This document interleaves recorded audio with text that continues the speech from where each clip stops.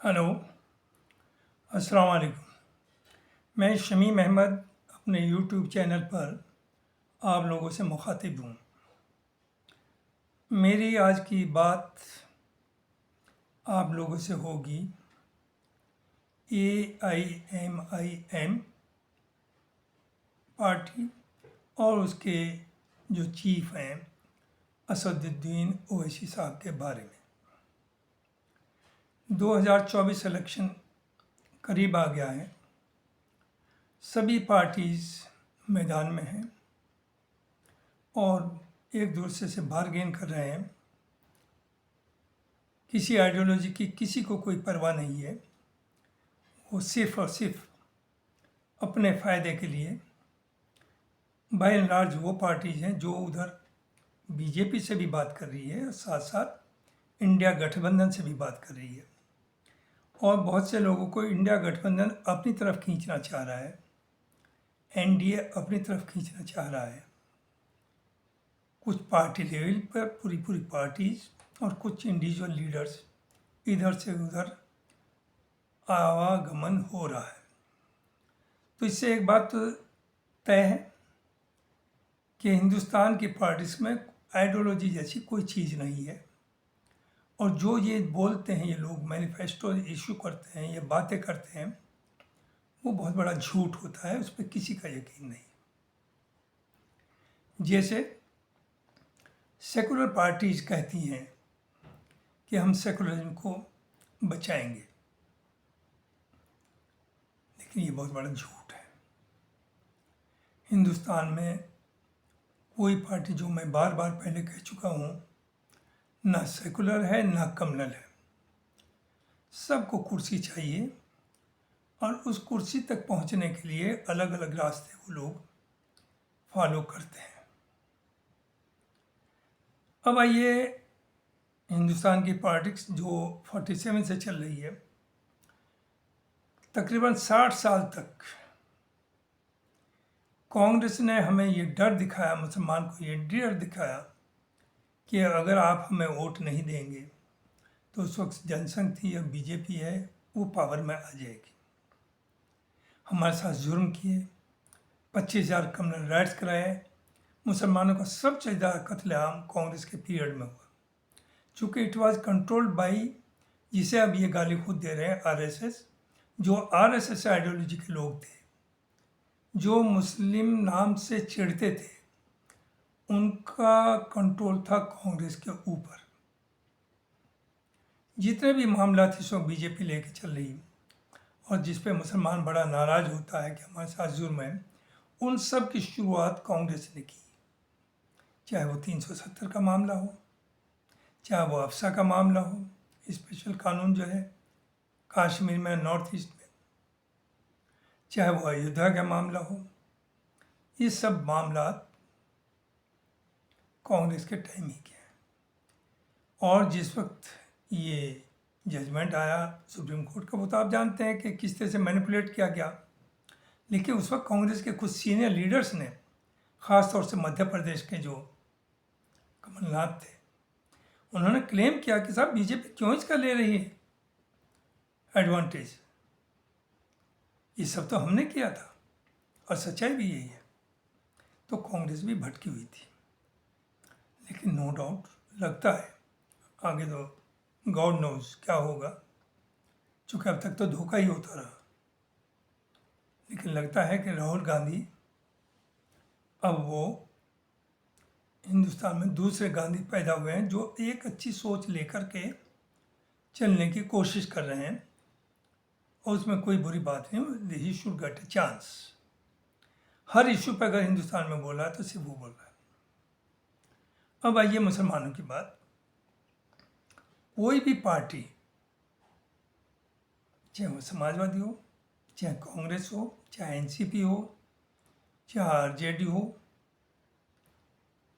चाहे आरएलडी हो, उन सब को मुसलमान वोट की ज़रूरत है। इवन बीजेपी को भी मुसलमान वोट की ज़रूरत है, लेकिन उन्हें मुसलमान लीडर नहीं चाहिए। ये कॉन्स्पिरेसी 47 से चल रही है कि किसी मुसलमान को मुस्लिम लीडर नहीं बनने देना या मुस्लिम फेस नहीं बनने देना।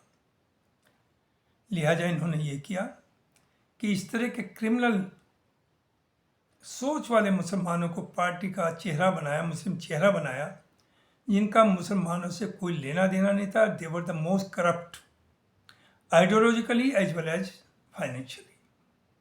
वो अपने थोपे। बीएसपी में एक सिद्दीकी साहब थे, कांग्रेस में एक जमाने में छागला साहब थे, उसके बाद भी यही रहा। तो ये याद रखिए, कोई मुस्लिम फेस नहीं है, कोई आपकी बात नहीं करता। इन सब को मुसलमान का वोट चाहिए। हर चैनल पे जाइए, वहाँ मुसलमान की बात हो रही है, किधर जाएगा, किसे देगा, कौन जीत सकता है, किसे फ़ायदा होगा, लेकिन किसी मुस्लिम फेस की बात नहीं होती। तो इस वक्त राज भर हैं 1-2% वोट। ऐसे दूसरे जाने कितने दलील लीडर्स हैं। पासवान है उधर 4% वोट, किसी का 2, किसी का 3, किसी का 4। उनकी इंडिपेंडेंट पार्टीज भी, उनके एमपीज भी हैं, उनके एमएलएज भी हैं, उनसे आप नेगोशिएट भी करते हैं, उनसे अलायंस भी करते हैं। लेकिन मुसलमान है 20%, यूपी में ऑफिशियली 20 है, अनऑफिशियली 25 से ज़्यादा है। वहाँ आप किसी पार्टी को बर्दाश्त मुसलमानों की नहीं करते हैं, न ही आप किसी मुस्लिम लीडर को बर्दाश्त करते हैं। और मुसलमान भी इतना करप्ट और बेईमान है, जो सो कॉल्ड सेकुलर मुसलमान है, वो कहता है हमने तो साहब 47 से कभी अपना कोई लीडर चुना ही नहीं, हमने तो हिंदुओं ही को अपना लीडर माना। अरे कमबख्त, तो तुम ही ने बर्बाद कर दिया मुसलमान कम्युनिटी को। मुसलमान आज जिस तरह से पॉलिटिकली और हर तरह से आइसोलेटेड फील कर रहा है, कॉर्नर कर दिया गया है, ऐसा शायद कभी ना होता अगर आप ये हरकतें ना करते। आप सिर्फ दलाली करते हैं, आपको अपनी और अपनी फैमिली के लिए का फ्यूचर देखते हैं, आपको कम्युनिटी से कुछ लेना देना नहीं। चूँकि आपकी भागदौड़, आप वोट मांगने आएंगे, आपको टिकट मिलता है, भाई को वोट दो, भाई खड़ा है, और जब भाई से के पास जाते हैं जीतने के, तो वो कहता है क्या मैं आप ही के वोट से हुआ, मुझे तो हिंदू वोट भी मिला। अरे बिल्कुल सही है, आपको हिंदू वोट मिला, लेकिन आपको टिकट इसलिए दिया, आप इसलिए आपको वोट दिया कि आप उनकी जायज़ बातों को, नाजायज़ को हम नहीं कह रहे हैं, जायज़ बातों में उनकी बात के लिए, उनके लिए आप खड़े होंगे, लेकिन आप खड़े नहीं होते हैं। अभी दिल्ली में 600 साल पुरानी मस्जिद तोड़ दी गई। अभी लखनऊ की मस्जिद की बात हो रही, टीला मस्जिद। उससे पहले उसके साथ साथ 1991 के एक्ट के होने के बावजूद, जिसमें ये कहा गया है कि जो प्लेसेस ऑफ वर्शिप है, जो उनका स्टेटस 47 15 अगस्त से पहले था, वो रहेगा एक्सेप्ट अयोध्या। तो अयोध्या तो गया, लेकिन ज्ञानवापी हो या मथुरा की ईदगाह का मामला हो, एक लोअर कोर्ट उसे एंटरटेन कर रहे हैं। और सुप्रीम कोर्ट या कोर्ट की हिम्मत ये नहीं, वो ये कहे कि 1991 का एक्ट है, पार्लियामेंट से पास, आपकी हिम्मत कैसे है। अगर वहाँ अपील को जाते हैं, वो उसे वापस कर देते हैं। तो किस पे आप यकीन करेंगे। और रूलिंग पार्टी जो बार बार कहते हैं कि अगर पावर में आ गई तो कॉन्स्टिट्यूशन चेंज करेगी, बिल्कुल ज़रूरत नहीं उन्हें। वो जो चाहते हैं वो कर रहे हैं, और वो हो रहा है। और कितना आसान हो गया। एक एंटी डिफेक्शन कानून बना, उसमें यह था कि जब तक 2/3 members of the elected party के वो डिफेक्ट नहीं करेंगे, वो डिफेक्शन नहीं माना जाएगा और उन्हें डिस्क्वालीफाई कर दिया जाएगा। तो इन्होंने दूसरी तरीके काट निकाल दी कि अगर 5 या 10 मेंबर कम है तो 10 से रिजाइन करा दिया, और हम मेजोरिटी में आ गया और आपने हुकूमत बना दी और दूसरी को टॉपल कर दिया। उसी तरह से कितना भी कंट्रोवर्शियल मामला हो, आपने कोर्ट में दे दिया। कोर्ट आप जानते हैं, कुछ चीज़ों पर आप नाचने लगते हैं कि सब बड़ा अच्छा वर्डिक्ट दिया, लेकिन जहाँ तक ये सेंसिटिव इस तरह के इश्यूज हैं, क्या उसमें कभी जस्टिस मिली किसी को। और कहने को हो जाता है कि कोर्ट का वर्डिक्ट है, वो तो साहब सबको मानना पड़ेगा। मैं भी मानता हूँ, क्योंकि अगर मुश्किल यह है नहीं मानेंगे तो अफरा तफरी हो जाएगी मुल्क में, मामला ज़्यादा बिगड़ जाएंगे। तो कोर्ट का मानना तो है, लेकिन कोर्ट को बीच में ला करके आप ये जुर्म करें किसी कम्युनिटी के ऊपर, वो जायज़ नहीं। और वक्फ बोर्ड का मामला आया। वक्फ बोर्ड के पास बिलियंस एंड बिलियंस की प्रॉपर्टी है। मैं मानता हूँ उसका बेहद मिसयूज कर रही है ये कम्युनिटी, मुस्लिम कम्युनिटी नाजायज़ तरीके से कब्जे कर रही है।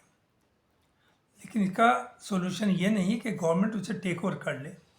गवर्नमेंट को चाहिए कि ऐसा सिस्टम बनाए, उसकी मॉनिटरिंग हो, और जो भी ऐसा कर रहा है, जो भी उस प्रॉपर्टी को हड़प कर रहा है या मिसयूज कर रहा है, उसे हैंग करे, हम आपके साथ हैं। लेकिन वो नियम नहीं। तो ये सेकुलर पार्टीज कहाँ गई? आप यूसीसी सेंटर लेवल पर लाने की बात थी, ऑल इंडिया लेवल पर लाने की बात थी, आप स्टेट वाइज ला रहे हैं। आप उत्तराखंड में ले आए, उसके बाद दूसरी कुछ जो आसाम है वो कह रहे हैं और कह रहे हैं। ये मुस्लिम कहाँ, ये लीडर, सेकुलर लीडर जो है सेकुलर पार्टी से कहाँ गई? क्या है किसी की हिम्मत बोलने की? और बीजेपी बार बार चैलेंज करके कहती है कि क्या किसी में हिम्मत है, जो हमने चेंजेस लाए हैं उन्हें ये पलट देंगे बाद में? मैं खुद ये कहता हूँ ये कभी नहीं पलट सकते। इन्हें तो मुसलमान को टेरराइज करके उससे अपना वोट बैंक बनाना है। मुसलमान को इससे बाहर आना पड़ेगा। और जहाँ तक असदुद्दीन ओवैसी का है, सबको तकलीफ हो रही है, ऐसा हो आ रहा है। अगर वो अब यूपी में कल ही एक डिस्कशन में था, उसमें दो लोग थे, एक यासिर शाह जो कि बहराइच से थे, समाजवादी के, और दूसरे थे आसिम वकार साहब, वो जो ऑल इंडिया मुस्लिम मजलिस के बहुत बड़े जाने पहचाने फेस है। उनका कहना है, अरे साहब मुसलमान अगर पार्टी या कैंडिडेट खड़े होंगे तो पोलराइजेशन होगा। अरे पोलराइजेशन तो हो चुका भाई, किसे बता रहे हैं आप? क्या पोलराइज होगा? और पोलराइजेशन, मुसलमान ने तो 90% वोट 22 में दे के देख लिया, क्या समाजवादी कुछ कर पाई? क्या आपकी बात कोई उठा रहा है? और मैं मुबारकबाद देता हूँ आसिम वकार साहब को, जो ईमानदारी के साथ, हिम्मत के साथ अपनी बात रखते हैं। ओवैसी साहब का यही कहना है, जब उनसे अभी बॉम्बे में थे, उनका एक इंटरव्यू आया है कल ही, कि साहब अगर आपको चॉइस दी जाए तो आप एनडीए के साथ अलायंस में जाएंगे या इंडिया गठबंधन के?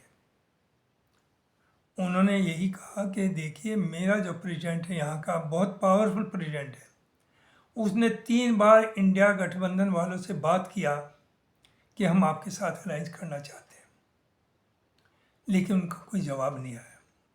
यही पिछले इलेक्शन में असेंबली के उन्होंने बिहार में कहा था कि उनके प्रेसिडेंट ने नीतीश जी से भी बात की और इधर इनसे भी बात की, ख़ासतौर से आरजेडी से भी बात किया कि हम आपके साथ अलायंस करने को तैयार हैं, लेकिन उन्होंने कोई जवाब नहीं दिया। अब कहा जा रहा है कि यूपी में सुना है वो 16 कैंडिडेट खड़ा कर रहा है और साहब बड़ा भारी खतरा है, इंडिया गठबंधन को नुकसान पहुंचेगा। अरे पहुंचे, सो व्हाट? ये तो 47 के बाद जितने इलेक्शन आए, हर इलेक्शन में यही कहा गया कि अगर मुसलमान वोट हमें वोट नहीं देगा सेकुलर पार्टीज को तो बीजेपी आ जाएगी। अब तो बीजेपी है, आनी जाएगी, और 24 में भी आ रही है, फिक्र न करिए। उनकी सीट्स कम हो सकती हैं, पावर से हटना बहुत मुश्किल है, लेकिन चूंकि एक प्रोपेगेंडा पे चल रही दुनिया, तो यहाँ भी जो अपोजिशन वाले हैं, जो चैनल्स हैं, यूट्यूब चैनल्स हैं, मैं भी उनमें से एक हूँ, उनका ये है कि साहब 200 सीट क्रॉस नहीं एनडीए कर पाएगा। ये माहौल बनाया जाता है, चूँकि जो बेचारा वोट न टेस्ट होता है बीच का, वो इधर से उधर स्विंग कर जाता है। लेकिन जो सच्चाई है, हमें तो किसी की सीट नहीं चाहिए, किसी की पोजीशन नहीं चाहिए, किसी पार्टी का वो नहीं चाहिए, टिकट नहीं चाहिए। तो one should try to speak truth also. सच्चाई ये है कि एनडीए को हटाना 2024 में बहुत आसान नहीं है, याद रखिए। और मुसलमानों के लिए ये कि आप नो डाउट मुसलमान चूँकि दुखी है इसलिए, वरना बीजेपी हमारे दुश्मन, हम उसे नहीं कंसिडर करेंगे और ना करना चाहिए। और ना ये मुसलमान ठेका ले कि आप सेकुलरिज्म की लाश को अपने कंधे पे लिए फिरेंगे और सेकुलरिज्म को बचाएंगे, क्योंकि they know secular in India. तो आप गुलामी करना छोड़ दें। आप किसी को अपना दुश्मन मत कहिए। आपकी पिटाई होती तो ये सेलिब्रेट करते हैं, इसलिए करते हैं ये सेकुलर सेलिब्रेट कि अब जाएगा कहाँ, मुसलमान पर रास्ता क्या बचा। तो आप ये छोड़ दीजिए कि बीजेपी हराओ या फलाह को लाओ। अगर लाना है, जो मुश्किल काम है मैं भी जानता हूँ, तो आपकी वॉइस होनी चाहिए, अपनी वॉइस, जो आपकी बात नीडर हो के कह सके। आप 2% वालों के साथ अलायंस कर रहे हैं, आप 3% वालों को सीट दे रहे हैं, लेकिन आप 25% और 20% वालों को कोई सीट देने को तैयार नहीं। तो ओवैसी से कहा गया क्या आप 16 पे चढ़े? उसने कहा हाँ सोच रहा हूँ, और आप चिल्लाए खलबली आम में। देखिए खड़े तो करेगा वो, और करना चाहिए। मैं तो कहता हूँ 80 के 80 पे करे, जो इन सेकुलर पार्टीज को अंदाजा हो। लेकिन क्या 80 सीट में, ये ऑन रिकॉर्ड है, बीजेपी ने आइडेंटिफाई 16 सीट की हैं जिसमें मुस्लिम्स आर मोर देन 30%। तो मैं नहीं कहता 16 सीट ओवैसी को दीजिए। क्या ओवैसी को आप 2 या 4 सीट नहीं दे सकते? डोंट डू पब्लिक अलायंस का हिस्सा ना बनाइए, लेकिन उसके लिए सीट छोड़िए और देखिए कि इलेक्शन के बाद और अब तक उसकी हिस्ट्री भी देखिए। क्या वो किसी और के साथ गया? उसने हमेशा सच्ची आवाज़ उठाई, सच्चाई बोलता है, उस जैसी हिम्मत नहीं। ख़ास तौर से ये जो गुलाम और दलाल मुसलमान लीडर है, ये बोल के तो देखे उसके सामने। वो पार्लियामेंट में बोलता है जहाँ 140 करोड़ लोग उसे सुनते हैं। वो टीवी चैनल पे बोलता है जहाँ 10 करोड़ लोग उसे सुनते हैं। वो बैरिस्टर है, पढ़ा लिखा है। तो he is the choice of Muslim, he is the voice of Muslims. ठीक है, बीजेपी की भी एक ज़माने में 2 सीट थी और आज 370 से के आसपास है। उसे वो अलायंस करेगा, पावर में आएगा। पावर का मतलब ये नहीं वो पीएम या सीएम या उसकी हुकूमत बनेगी, लेकिन वो हुकूमत का, गवर्नेंस का हिस्सेदारी चाहिए, जिससे कि आप अपनी बात, जायज़ बात में, अगेन कह रहा हूँ नाजायज़ नहीं, क्रिमिनल्स को प्रमोट नहीं करना है जो समाजवादी ने किया। समाजवादी ने बाय एंड लार्ज उन मुस्लिम चेहरों को प्रमोट किया जो बहुत बड़े क्रिमिनल्स और भूमि माफिया थे। अच्छे लोगों को चूँकि आगे लाएंगे तो उनकी सोच हो सकता है वो उनके कंट्रोल में ना रहे।